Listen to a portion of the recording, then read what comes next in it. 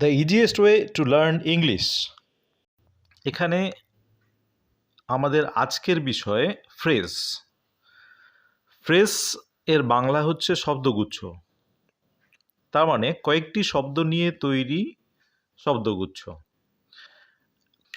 ইংরেজিতে যদি ফ্রেজের সংজ্ঞা বলা যায় তাহলে ফ্রেজকে আমরা 4টে পয়েন্টে ভাগ করতে পারি। এ ফ্রেজ ইজ, 1 নম্বরে বলতে পারি a group of word in a sentence.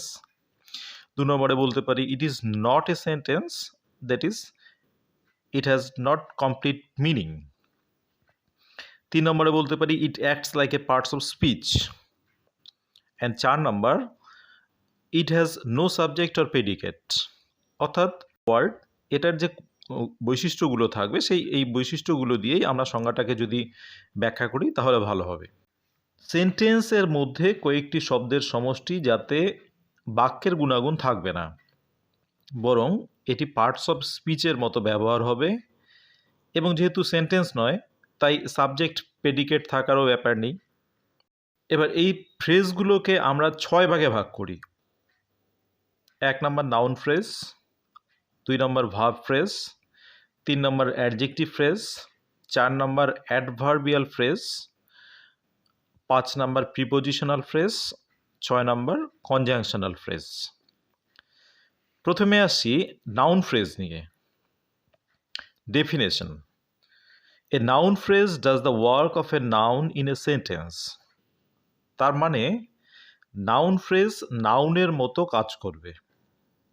অর্থাৎ নাউন এবং নাউনের মতো কাজ এ দুটোর মধ্যে পার্থক্য আছে, এটা আমরা জানি। উদাহরণ হিসাবে বলা যায় বয়েজ আর প্লেয়িং, এটা প্রথম উদাহরণে। দ্বিতীয় উদাহরণে যদি বলি boys in the fields boy are playing, তাহলে 1 নম্বর বাক্যে যে বয়েজটা আছে এটি কিন্তু একটু নাউন, এটা পার্টস অফ স্পিচের মধ্যে পড়ছে। কিন্তু 2 নম্বর বাক্যে বয়েজ ইন দ্য ফিল্ড এটি একটি ওয়ার্ড নয়, এটি একটি শব্দগুচ্ছ বা ফ্রেজ।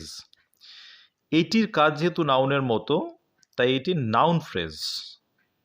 অর্থাৎ বয়েজ পার্টস অফ স্পিচ এর নাউন, আর বয়েজ ইন দ্য ফিল্ডস এটা হচ্ছে নাউন ফ্রেজ।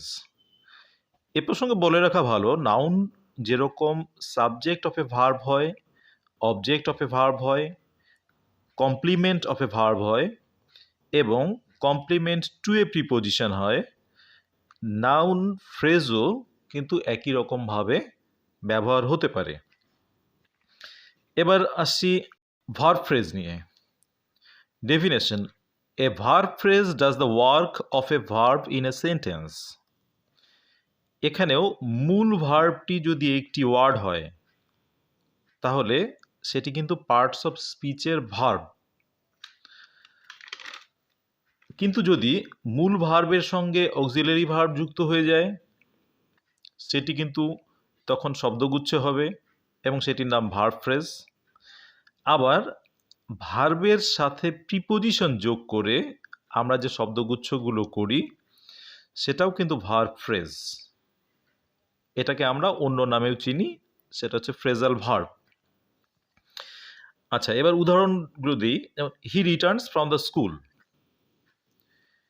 হি এটা 1 নম্বর উদাহরণ। 2 নম্বর উদাহরণে যদি বলি he was returning from the school.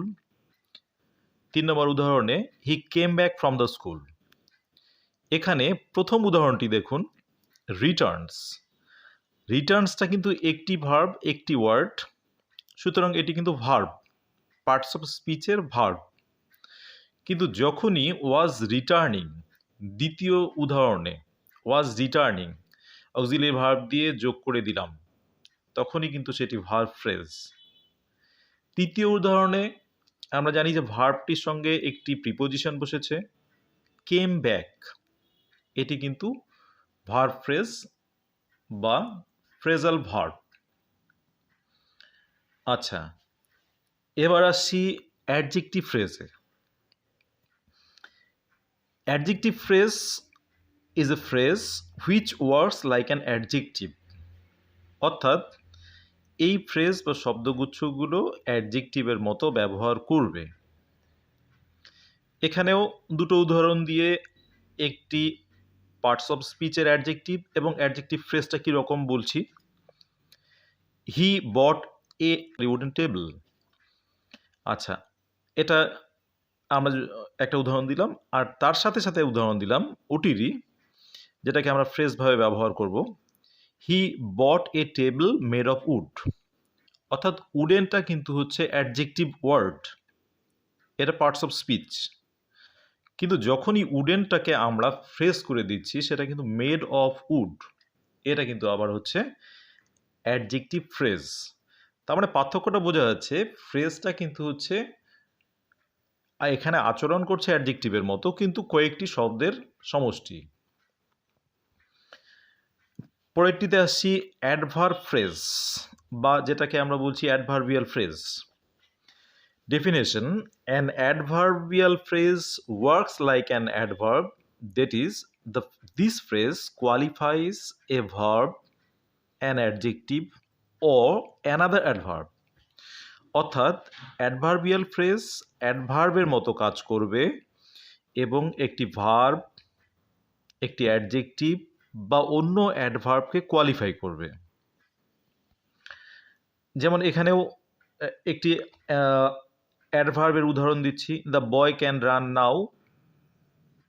এখানে নাওটা হচ্ছে অ্যাডভার্ব, সেটিকে যদি আমরা অ্যাডভার্বিয়াল ফ্রেজের মতো করে লিখতে চাই, দ্য বয় রানস বা the boy can run at present, that is নাওটা হচ্ছে অ্যাট প্রেজেন্ট হয়ে গেল।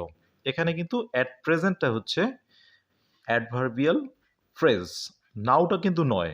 আমরা আগেই বলছি যে যেখানে একটি ওয়ার্ড থাকবে সেটি কিন্তু পার্টস অফ স্পিচের মধ্যে ঢুকে যাবে, আর যেখানে মোর দ্যান একটি ওয়ার্ড থাকছে সেটা কিন্তু শব্দগুচ্ছ হচ্ছে এবং সেটা কিন্তু অ্যাডভার্বিয়াল ফ্রেজ। এরকম আমরা অ্যাডভার্ব ফ্রেজ বা অ্যাডভার্বিয়াল ফ্রেজের আরও উদাহরণ দিতে পারি, যেমন হচ্ছে at this moment, on the other hand, in the evening, at night, এরকম আরও অনেক উদাহরণ দেওয়া যেতে পারে। এবার আসছি প্রিপোজিশনাল ফ্রেজে। প্রিপোজিশনাল ফ্রেজটা আমরা অনেক সময়ই ব্যবহার করে থাকি। সংজ্ঞা: a prepositional phrase begins with a preposition followed by a noun or adverb or adjective. অর্থাৎ প্রিপোজিশনাল ফ্রেজের প্রথমে একটি প্রিপোজিশন থাকবে, খুব জরুরি। প্রিপোজিশনাল ফ্রেজে কিন্তু একটি প্রিপোজিশন প্রথমেই থাকে, তারপর কি থাকে? তারপর থাকে নাউন, অ্যাডভার্ব বা অ্যাডজেক্টিভ, হ্যাঁ, এবং সেটি একটি শব্দগুচ্ছ গঠন করবে, যেটাকে আমরা বলছি কিন্তু প্রিপোজিশনাল ফ্রেজ। উদাহরণ দিচ্ছি, 1 নম্বর উদাহরণ, there is a pond in front of my school. এখানে দেখুন ইন ফ্রন্ট অফ, এটা কিন্তু প্রিপোজিশনাল ফ্রেজ। একই রকম আরেকটা উদাহরণ দিচ্ছি, the boy could not go to school on account of illness. এখানে অন অ্যাকাউন্ট অফটি দেখুন, অন অ্যাকাউন্ট অফ এটা কিন্তু হচ্ছে অ্যাক্টস অ্যাজ এ প্রিপোজিশন বা ওয়ার্কস অ্যাজ এ প্রিপোজিশন, এবং এর প্রথমেই একটি প্রিপোজিশন আছে, হ্যাঁ, এটি কিন্তু একটি প্রিপোজিশনাল ফ্রেজ। সবশেষে আসছি কনজাংশনাল ফ্রেজ। এর definition: a phrase which makes the sense of a conjunction is called conjunctional phrase. Conjunctional ফ্রেজের একটি উদাহরণ দিই, the girl would forget our brief encounter as soon as she would leave the train. এখানে as soon as টি conjunctional phrase.